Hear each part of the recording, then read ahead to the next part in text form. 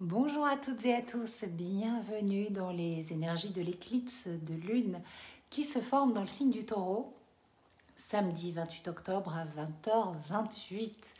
J'espère que vous allez bien dans l'intensité de cette période des éclipses et de celle-ci qui est particulièrement virulente, on va dire. Donc le soleil est rentré dans le signe du Scorpion et c'est vrai que l'énergie du Scorpion, c'est une énergie alchimique, inconfortable, où nous faisons l'expérience de l'ombre et de la lumière dont nous sommes porteurs, dont le monde est porteur. Nous faisons l'expérience de nos ambivalences, de nos jugements, de nos peurs profondes, de nos peurs ancestrales, mais tout autant que de nos ressources et trésors cachés. Et comme je le dis dans le Moon Journal édition 2023, cette pleine lune en Taureau, elle nous invite à plonger au cœur de la nuit qui se lève à la rencontre de nous-mêmes.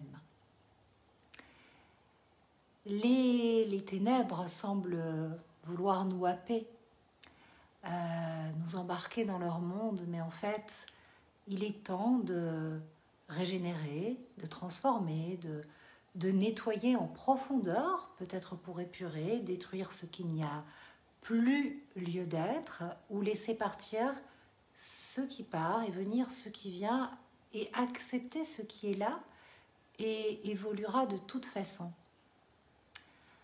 Les éclipses, ce sont vraiment des portes magnétiques qui représentent le passé et le futur, mais en réalité c'est plus subtil que ça et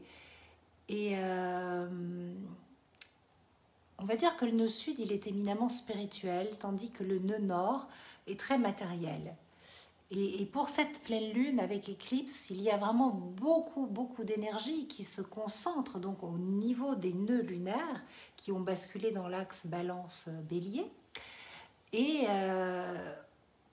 ces nœuds lunaires, en fait, c'est vraiment des points particulièrement intenses et sensibles dans l'énergie mondiale, dans l'énergie individuelle. Mais on va sortir d'une vision un peu manichéenne où le nœud nord serait le bien et le nœud sud le mal. Et j'ai envie de reprendre les propos de Bernard Duchâtel, astrologue émérite et passionné des nœuds lunaires, qui nous dit ceci en fait, dans sa profonde connaissance qu'il a de Rahu et de Ketu, nœud sud et nœud nord, en fait, il dit que le nœud nord ne représente pas du tout la meilleure version de nous-mêmes. Rahu est matériel et le nœud sud ne symbolise pas les racines du passé à couper. Ketu est spirituel. Et je ne peux qu'adhérer à cette vision parce que tout ce qui est manichéen, ça ne fonctionne pas. Et l'astrologie, nœud sud, nœud nord, les signes, c'est des axes. Et on trouve toujours l'équilibre. Donc c'est vrai qu'il y a une page à tourner en période d'éclipse et en ce moment, tourner la page sur nos regrets, les transformer en motivation nouvelle afin de nous projeter dans le futur, à accepter notre vécu, nos choix passés comme étant les meilleurs pour nous, pour regarder en arrière aussi avec cette notion de bilan, mais nous en servir pour améliorer ce qui n'a pas fonctionné et pas pour regretter. Et puis, il y a en ce moment une invitation à embrasser notre spiritualité, à faire un travail d'unification et surtout de retour à l'essentiel, au bon sens, à l'instinct, à l'inné. Et c'est vraiment l'invitation de cette pleine lune en Taureau en fait. Quand la pleine lune se forme dans le signe du Taureau, ça veut dire que le soleil est en Scorpion. Donc, qui dit soleil en Scorpion, dit temps de mue, où on lâche les énergies matérialistes que l'on a accumulées depuis le Taureau, en fait, pour les transcender en ancrage, en force de vie, en retour au naturel. Et comme je le dis dans le Moon Journal, la médecine au sens amérindien et puissance spirituelle ou force spirituelle du Taureau, c'est la médecine de la terre qui nous stabilise, qui nous ancre et qui nous invite à stabiliser nos trois corps, physique, émotionnel et mental. Le taureau, c'est l'énergie du bon sens. Donc une pleine lune en taureau égale retour au bon sens. Surtout maintenant que l'ego, en fait, dans le scorpion, fait sa mue annuelle, que nous mourrons pour renaître. Et puis, en plus, cette année, l'accouchement est particulièrement intense. Parce que le scorpion est un signe intense, parce que la saison des éclipses, c'est intense. Et puis, parce qu'une pleine lune, c'est intense. Donc là, on est dans l'intensité. Et puis, il y a un petit Jupiter en face, pas loin de la Lune, opposé à Mars, maître de la lunaison, qui rend encore tout bien intense. Mais revenons à l'intérieur. Nous sommes à la veille de la fête de Perséphone. Pluton nous invite, telle la jeune Corée, à descendre dans son royaume.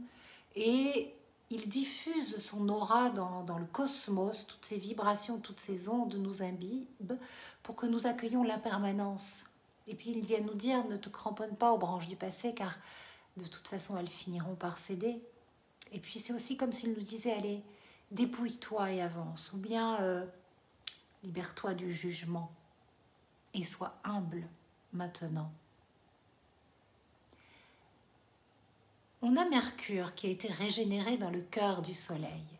Et pour cette lunaison, il se trouve aux côtés de Mars, non loin du Soleil, en face de Jupiter, qui amplifie tout. Qui amplifie quoi ? La violence de Mars, l'agressivité verbale de la conjonction Mars-Mercure. Et donc on va dire que prudence, anticipation et bon sens vont être mères de sûreté pour cette pleine lune, car dans son ombre, elle est ultra violente. Il suffit de voir les actualités dans le monde, mais autour de nous, il y a de la violence. Mais elle est aussi profondément régénératrice. Alors si nous vivons dans des peurs inadaptées essentiellement, cette pleine lune sera malheureusement chargée d'angoisse, avec des passages à l'acte destructeurs potentiellement.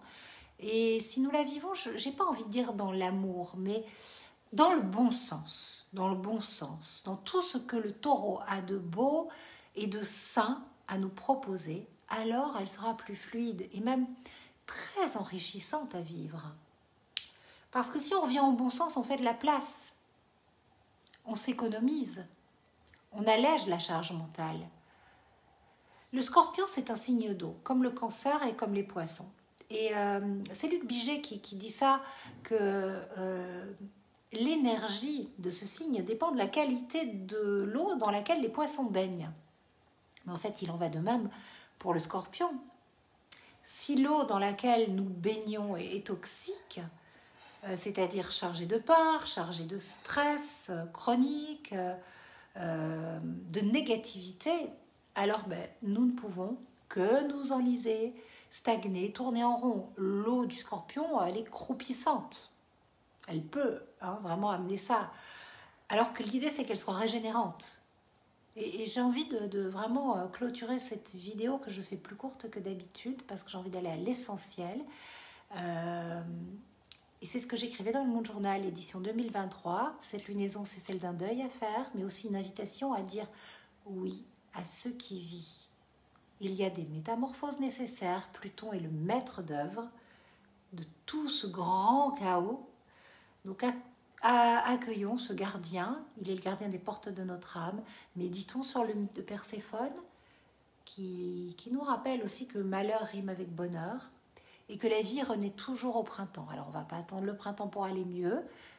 C'est maintenant qu'on met tout en place, car il y a un diamant brut à polir à l'intérieur et de multiples trésors à déterrer au cœur de nos nuits noires. Donc, on peut s'appuyer sur la terre solide du taureau pour rester stable, renforcer notre solidité intérieure. Le dieu s'endort pour l'heure. Donc on va le laisser se reposer et accueillir la déesse qui va lui redonner la vie à Yule. On tourne une grande page avec cette éclipse qui nous prépare à l'entrée de Pluton dans le signe du Verseau. Une belle renaissance se prépare. Samhain approche, c'est le nouvel an ésotérique. Les cheminées sont nettoyées, les cendres et les résidus de l'année écoulée sont jetés loin des foyers. Et le jour s'endort pour se ressourcer, alors que la nuit se lève pour nous inspirer. Donc, dans ces énergies finalement régénératrices et que je vous souhaite poétique, je vous souhaite la plus douce, prudente, sage, pleine de bon sens des lunaisons. Et je vous retrouve pour la prochaine nouvelle lune dans 15 jours. Voilà. N'hésitez pas à précommander le Moon Journal, je vous le dis à chaque fois, ça y est, il est parti chez l'imprimeur. Donc dès qu'on va le recevoir, on va préparer les expéditions. Vous avez la super offre à 35 € au lieu de 44, je crois, pour le Moon Journal et le Moon Calendrier. Et sinon, le Moon Journal est à 25 €. Je vous y livre, comme chaque année, ma vision du ciel, des énergies lunaires. Voilà, chaque nouvelle lune, chaque pleine lune, c'est un Moon Journal pour prendre rendez-vous avec vous, avec votre être, avec vos rêves. C'est pas du Moon Empowerment, c'est pas du je demande à la lune, non, rien de tout ça. C'est comment je me connecte, comment je fais partie du grand tout et accompagné de ma vision, de ma traduction du langage sacré du ciel. Vous reconnectez à l'étoile de votre singularité. Voilà. Plein de gros bisous, douce lunaison. Ancrage, stabilité, respiration, simplicité essentielle, bon sens. Le bon sens.